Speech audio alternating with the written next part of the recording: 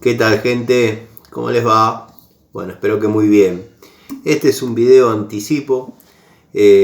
Bueno, en breve voy a poner en marcha este motor. No lo pongo en marcha en este video porque tengo que ir al otro taller a buscar una batería. Bueno, elaborar algún sistema para que baje combustible, nafta al carburador. Y bueno, darle un poco de arranque a ver qué tan bien quedó a punto la distribución. Este es un motorcito 110 que ya venía desarrollando.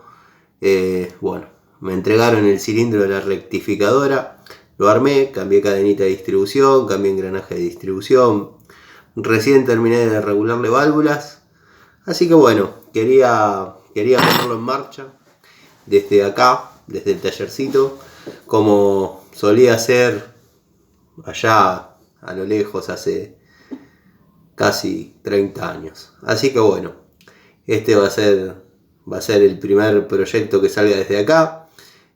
Tengo fotos y videos del proceso, pero bueno, son cortitos, son videos de un minuto y medio, 3, 4.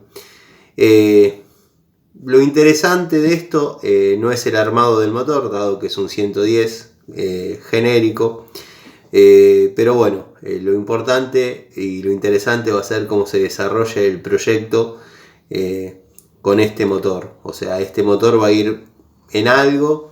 Calculo que va a ser una motito, que voy a ver si le fabrico el cuadro. O la idea era, que es la que más me gusta, armar algo de 4 ruedas.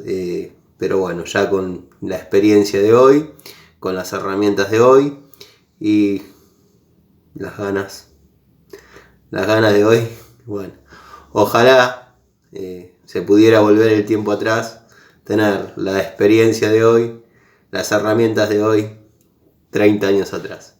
Pero bueno, eso es imposible.